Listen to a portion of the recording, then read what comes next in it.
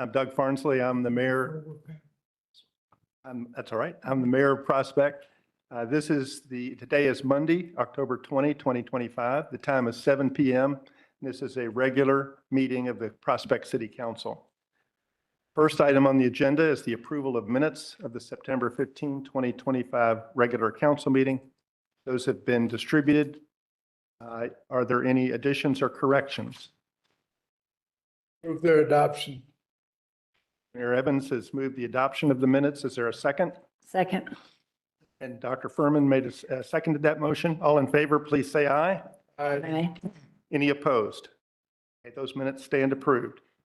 Next item on the agenda is comments for citizens. No one has signed up to speak this evening, so we'll move. Doug, can I say, I had one citizen ask me to speak for them because I told them to come and they could not be here tonight. Can I say one thing? And I think Dr. Paul Arena, who lives, he's my neighbor, lives around the corner. Dr. Arena. And I think he's brought up this before, but I just want to bring it up and then we can talk about it later probably. But he's worried about the island not having the landscaping that he thinks Always worried about the island is now. up to par. Back 10 years. And about toxic herbicides on the other side of the fence. So I just want to bring it up. We'll talk about it later, but those are his two concerns from citizen concerns. Thank you. No, the first time I had coffee with the mayor, Dr. Arena called me because he wanted to know who was paying for the coffee. So I told him I'd buy one time, I'd buy him a cup of coffee, and I did, and he came. That was the one time. That's the only time he came. Well, he's a great guy. Yeah, very concerned citizen. All right, the next item on the agenda is a proclamation. So we've got some guests here with us this evening, Harold and Anna Risen, and Norman, I'm sorry, I keep saying that. Norman and Anna Risen, and Anna's sister, Thelma Washington, is here also. So welcome. And I'm going to come around and present you with this proclamation.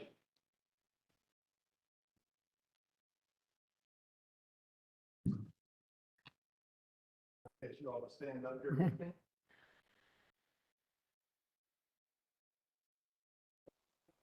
It says right here, Norman, so I should have gotten it right. So this is the proclamation. Be it known that whereas in 1972, Harold and Anna Risen built a lovely house on Gunpowder Lane that overlooked the 15th fairway of the Country Club Golf Course. And whereas the Risens raised their two sons in the house, enjoyed playing golf at the club, and had a fulfilling and meaningful life in Prospect. And whereas along the way, the Risens added a bronze sculpture in the front of their house of little boys playing on a fence. Golfers at the club enjoyed seeing the sculpture for many years. And whereas in May of 2024, the Risens decided to downsize. Anna contacted Prospect Mayor and offered to donate the sculpture to the city. The city accepted the donation, and the sculpture now resides in Little Hunting Creek Park near Charlotte Playground, where visitors enjoy it daily. Whereas the Risens visit the sculpture in its new home and are gratified that it brings joy to families who come to the playground. Now, therefore, let it be known, this 20th day of October, 2025 shall be proclaimed as Anna and Norman Risen Day, when I call on the citizens of the city of Prospect, Kentucky, to join in this day of celebration. Signed by me as the mayor.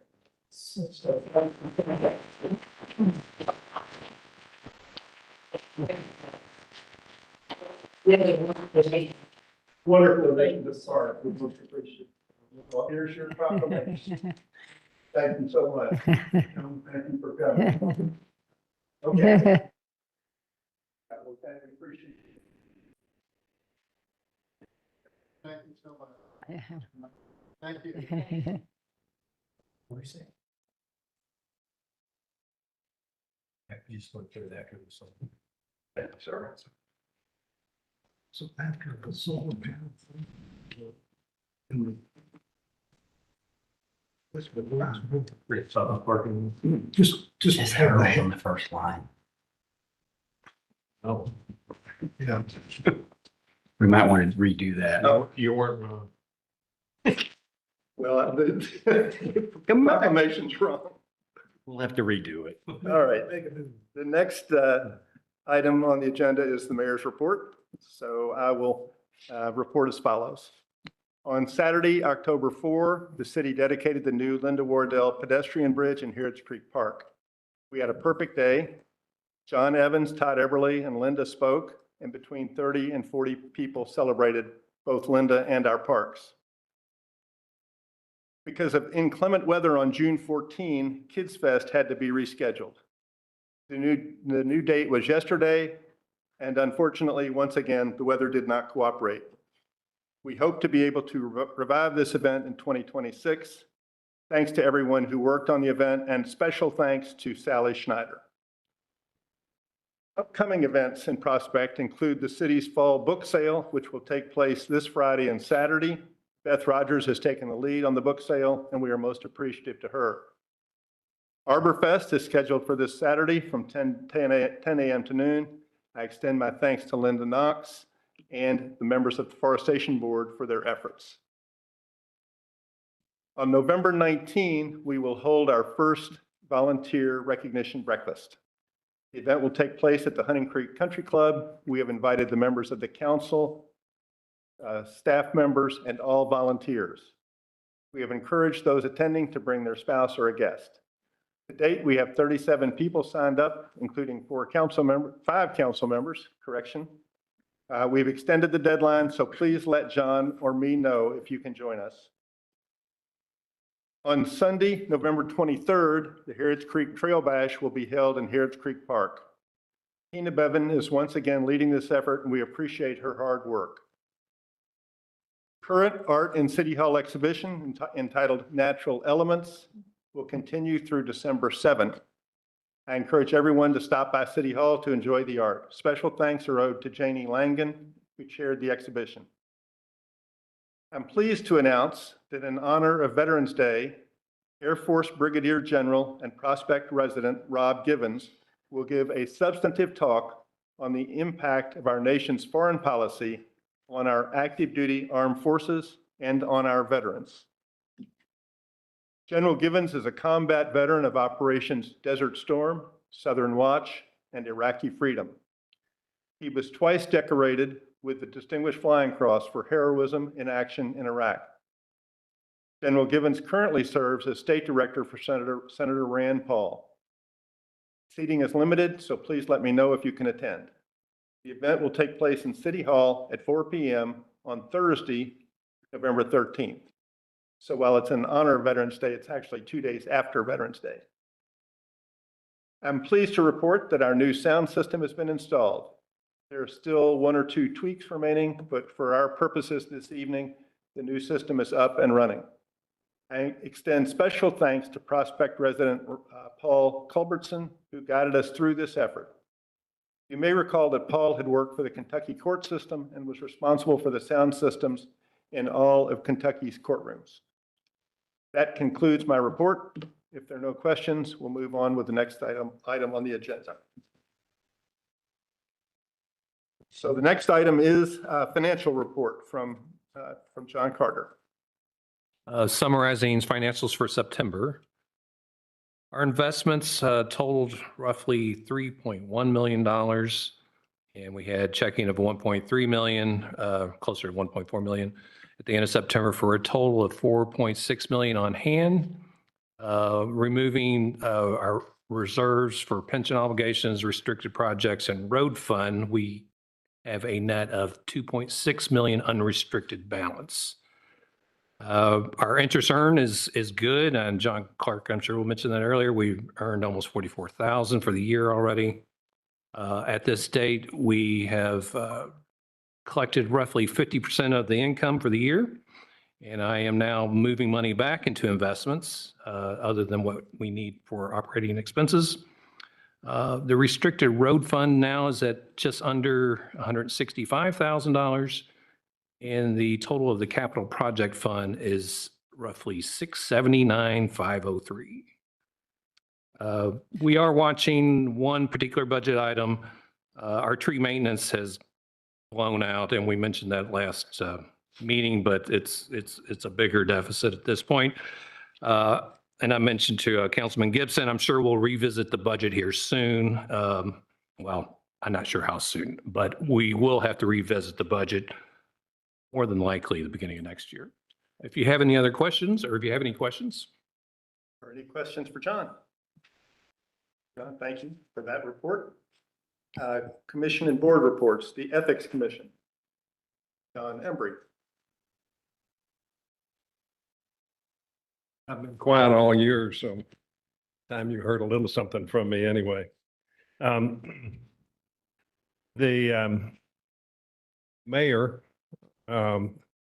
earlier in, or back in September, gave the Ethics Commission a request for advisory opinion.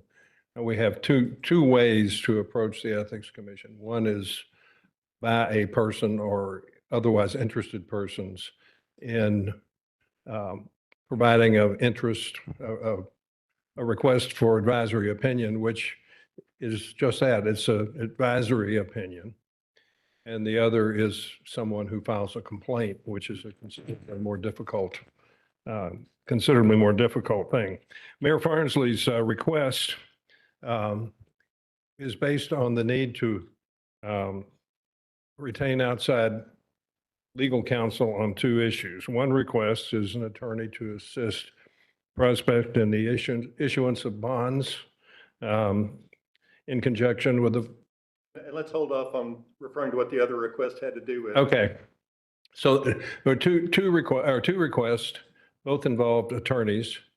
Both attorneys are affiliated with Stites and Harbison. Most of you know that Stites and Harbison is where the mayor once earned his living. So the commission looked at the ethics law and Mayor Farnsley's explanation of his involvement and that he is no longer receiving income from sites.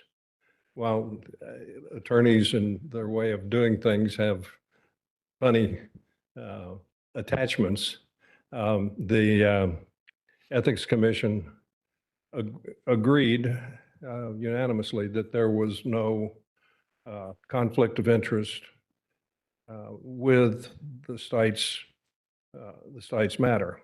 Doug, if you wish to explain any more of that than I just did. No, I think that's a good report, and I appreciate the advice from the commission. And I'll ask the council to, if you want to ask any very general questions, that's fine. Please don't ask about other than the bond work, the nature of the work that we were seeking advice on.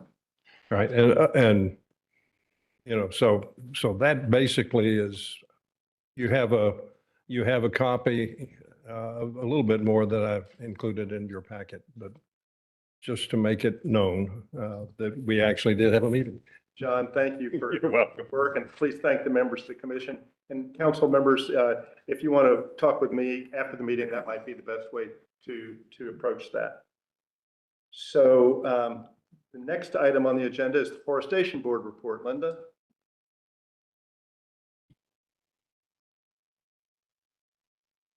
Well, the mayor has already announced that this is the big weekend for trees. So it will be Arbor Fest and we will have 50 trees delivered here at the City Hall on Friday morning. And if any of you are going to do some landscaping this fall, what we will have available would be an October Glory Maple, a Coosa Dogwood, a Little Gem Magnolia, a white oak, and a Princeton elm. So these are a nice variety of trees. We also have handouts on each of the different tree species. We have things on how to protect against deer and how to mulch properly and just kind of be a better tree person. Now, it will be everybody from Forestation will be there, and we will also have Jack Baggett from the Kentucky Department of Forestry, and we will have another arborist there, Matt Sullivan from Save a Tree. Some of you may know him or have worked with him. I know he's got quite a few customers, so we're pretty excited about that. We're also looking at how we can do some updating to the tree guide. There's some good tips in here, but what I think is confusing to not only residents, but some of our builders are street trees. and they just seem to want to put in anything they want. So we are going to look at a recommendation list, not just small, medium, and large, but what's best suited to plant at the street level. So that's one of our latest projects, and hopefully some of you can stop by on Saturday morning and say hello. We do have coffee and donuts. I think you've just increased attendance by. Thank you, Linda. Thanks to you and to all the members of the Forestation Board for Arborfest and for all the other good work you do. Next, we'll ask John Clark to give an investments committee report, please. Our investment policy requires that the investment committee meet quarterly. We met on October the 14th, and we determined that we are in compliance with our policy and the statute that relates from the KRSs. So at present, we have investments in the Kentucky League of Cities, money market fund, 980,000. This is as of 9/30. It's probably changed a little bit since then. S&P Equity Index Fund, 131,212. Enhanced Income Fund, $2,014,268.25. We discussed changing the allocations and decided not to. At present, we put $5,000 a month into the S&P Equity Fund, which is a conservative investment, as are the Money Market Fund and the Enhanced Income Fund, which are yielding around 4%. The rate dropped a little bit when the Fed lowered the interest rates in their September meeting. And I suspect the yield will drop a little bit more. They're expected to do another 25 basis point decrease in the October meeting. The yields, which I mentioned, on the money market fund, the current yield 3.77, enhanced income fund 3.92, and the dividend yield of the S&P equity fund is 1.26. Is really not a relevant measure, as we're looking for capital appreciation there. So that's about it. We decided not to make any changes, as I said, and if there's any questions, I'll be happy to answer. Any questions for John? Thank you, John. It was a good meeting, and we got a great committee. Good meeting. Appreciate your leadership with that. Don Gibson was present. Bill Brad was present. Am I missing anybody? Dennis was not able to be there. Chris. Oh, Chris was present. Yeah. Okay, thank you, John. Next on the agenda are other reports, Parks and Recreation Advisory Committee. Carolyn.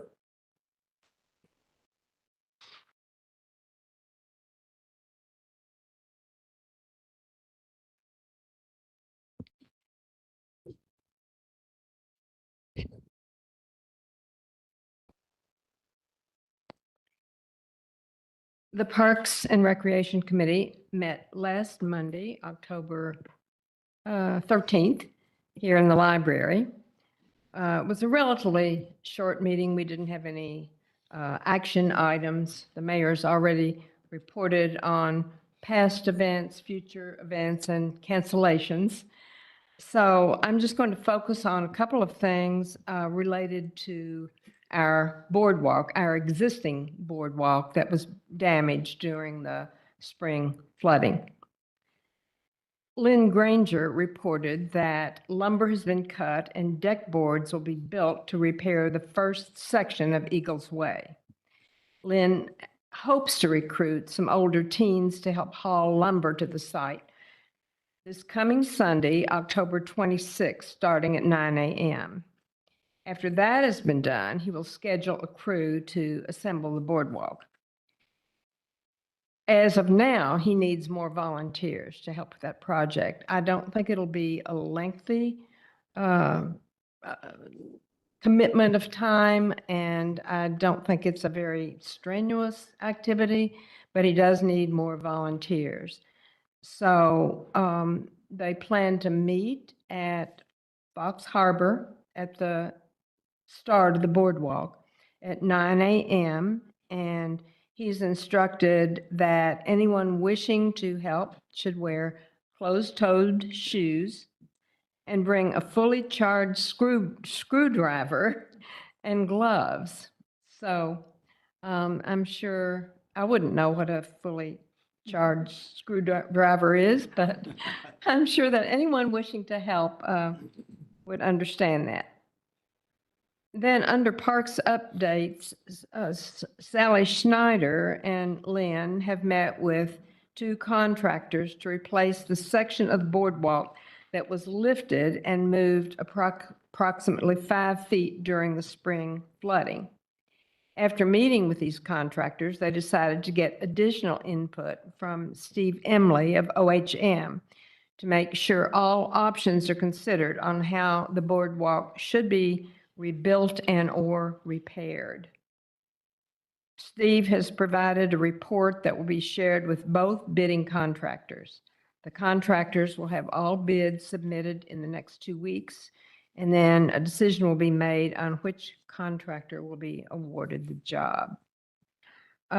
Those are really the highlights of our meeting. The next meeting will be on Monday, November 10th, here at 5 p.m. Any questions? Any questions for Carolyn? Thank you so much. We appreciate it. You're welcome. I met with Steve and Lynn and one of the contractors who came, and it was very informative, very helpful. It's very encouraging. Okay, Jefferson County League of Cities. Sandra? A couple of things. One, the head of the Jefferson County League of Cities is also on the Metro Tree Commission. And you might want to know that one of the big items of topic right now is street trees and planting them. If the utilities locally have their way, nothing will be allowed in the first 25 feet.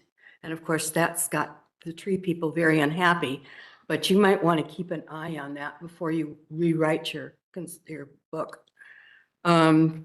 The annual dinner is November 20th, and the speaker this year will be Michael Adams, the Kentucky Secretary of State. And like last year, the city of Jeffersontown is going to be the host. In terms of what they talked about at the meeting, it's basically not terribly different from what I brought last time. So I will go on to the September meeting was supposed to be Chief Kennedy, and he did not show up. So he was going to come in October, but instead we ended up with the marketing coordinator for TARC. And TARC has been receding in many different ways. They cut themselves 25%. They're cutting themselves another 25%. And I won't bore you because you'll look at this map and see where Prospect is. Nothing is coming out here, ever. Is basically what it sounded like. And the other speaker was the senior program manager for the University of Louisville's Traeger Institute. And he was there promoting active aging, which as a very mature person, I thought it was an interesting choice of words. But he did talk about actively aging. I don't think I learned anything from it, but it was certainly very interesting. And other than that, there's not much else going on. What is active aging? I don't know, but I have a feeling you and I have both done it. I'm kind of interested. I know. You know, they were talking about things like communicating, you know, the global words that don't say much. Just keep working, keep serving on Prospect City Council, and that's activation. So the JCLC dinner on November 20th, the city will have a table, and all council members are invited to attend, and I encourage everyone to attend. It's a good event. With their wives? With their wives. Yes. Or their husbands, Or husband. or a guest. All right, and our city attorney's invited, so we hope you're able to attend. All right, the next item on the agenda is our report from Chief Tony Denham. Yes, sir. Go over two brief, quick things tonight. One, the car hoppers, as we have said, I think our late shift guys have done a tremendous job. The last incident we had at all was on 9/17, which was in Hunting Creek Estates, back over that way. Sergeant Cirillo, during routine patrol, it's about 2:59 in the middle of the night that night, was coming down Chestnut, he turned on Chestnut Hill down by Westover. Saw what looked to be like a brand spanking new white Super Duty truck with no lights on coming down Chestnut Hill. When he approached the vehicle, they flipped the lights on and then took off whenever they saw him come back around. That was, like I said, about 2:59. He followed them back down. They were at a high rate of speed getting out of the neighborhood, back down to Covered Bridge. He lost sight of them. He came back, went back up Covered Bridge, came up Fox Meadow, and went back around Honeycrest back over there and found him again. So they were back over there sitting with the lights off. He came, approached, vehicle had no tag on it. And I'll tell you another story that he had earlier in the night that'll kind of tie into it. But they took off from him again, went flying out of the neighborhood at a high rate of speed, back down. He lost them back down that way and out on 42. At about, it was about 3:08, Northfield's late shift saw the same vehicle at a high rate of speed up by Lime Kiln going down 42. So all this occurs from about 2:59, right around that time. Jim sees them. They came in at 2:44 off the flock camera, left back out at 2:59. Jim came back, checked the area. He went back over on Honeycrest to make sure if they did get anything, they'd throw it out over there on Honeycrest. Didn't find anything. The next day on day work, there were two vehicles that were, one was damaged, one actually was unlocked right there at the corner of Chestnut Hill and Westover. Had a few things taken out of it, but it just goes to show how quickly that occurs. At 2:44, they come in. 2:59, Jim sees them and they've already been in two cars that quick. So they operate really quickly. Well, earlier in the night, Jim was running radar up here, kind of on Bridge Point, right around that area, and stopped a Super Duty brand new vehicle that was being driven, taken to another place from the Ford plant where they park them at. So he ended up writing a ticket, doing some other things during that. So it's ironic he saw another brand spanking new Ford up in the neighborhood, but these guys diligently patrol. So there's no doubt he stopped multiple break-ins that night to be able to get them out there. But it was 7508 Chestnut and 8513 Westover that were caught there. But it does give us, the flock cameras help, not because we found anybody from the plate, but because it tells us when they're coming in. And bam, there he was right there. That's the one there. The other one over here, when we had the crash, me and Michael have talked about it. You're never going to be able to measure how much, but everybody else around us is getting hit quite a bit. I mean, and they're working hard at not trying to. So it's not like we're doing something special, but I want to commend our guys for that, for diligently patrolling. I think it's helping tremendously. The other thing that I kind of want to talk about a little bit, talk about the uptick, which really isn't an uptick. It's an enforcement issue with Kroger, the shoplifters. Officer Manning took a report on during September. These occurred from 8/8 to 8/18. What it is, Kroger's going back, identifying people that are serial shoplifters that come out here. They hit multiple stores in Louisville. They hit other stores in Oldham County, but they're coming out to our place and they're stealing each time they're in the store. So there's 4 separate ones on 4 dates during August. Then they're calling us in September. The least amount was 368. The most was 824. So we've got almost 2,500 worth of retail theft that's happened during that time. So if it goes over a certain amount, they can't work the case. If it's a misdemeanor, we work with them and then they can handle the case. If it's a felony, which all these are to a certain extent, then we end up having to take over the case and do that. And like I said, they're really ramping up their LP, which is great. But a lot of this has went on for a while and not been dealt with. Now retail theft has gotten out of control and they're wanting to deal with it. But I want Michael to kind of go over a little bit because he's worked the cases on this.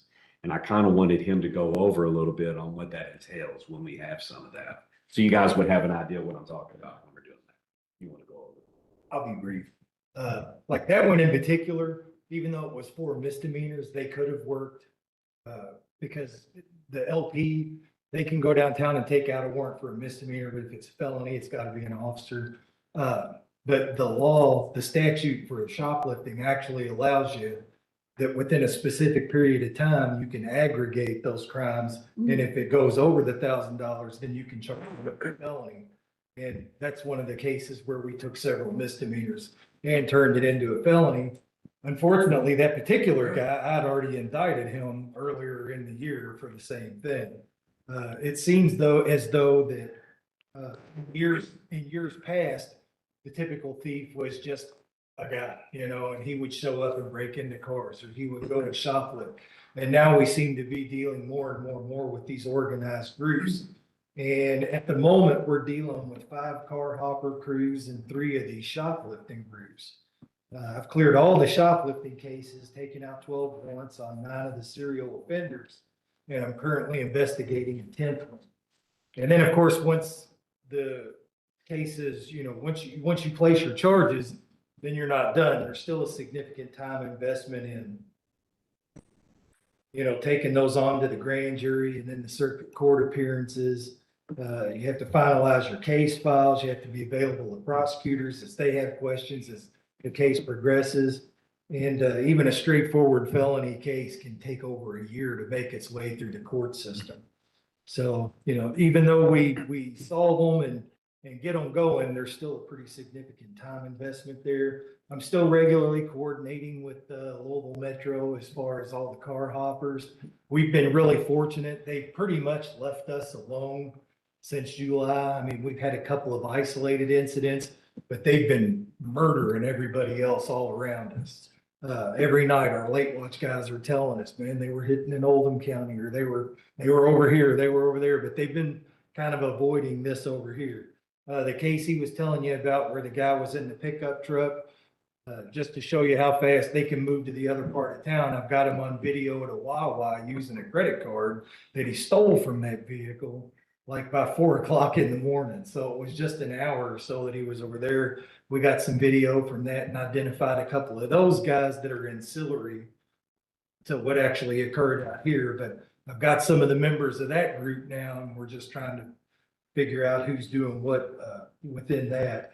And outside of that, we've got a lot of information going with the other groups. I pretty much put suspects with all of the cases that have occurred here. And then it's just going to be a matter of getting with the prosecutors and see which cases they want to prosecute. So they may or may not take all of ours. They may or may not take any of ours. It just depends on how the prosecutor wants to move forward with those cases. We've had several we've had several domestics that we played out, same thing. EPO and DDO violations. And we're still working the one set G burglary from the Sutherlands in August. We're waiting on some grand jury subpoenas to come back up from that. And we're still scouring the FBI Virtual Command Center on an information sharing page that's specific to those groups. So a lot of stuff going on behind the scenes. And even though we've had kind of what appears to be a decline in criminal activity in the city, the investigations are still heading forward, full head of steam. Hey, thank you. And Michael? they did hit White Castle after a while. That was the first. Our first White Castle. Broad, so I've been out here. Thanks for your good work and thanks for the report, both of you. Appreciate it. That is the last item on the agenda. So if there's no further business to come before the council, I'll entertain a motion to adjourn. So moved. Oh, second. Furman made the motion. Mrs. Leonard, seconded. All in favor, please say aye. Aye. We are adjourned. Thank you. How do we turn off here? That's something.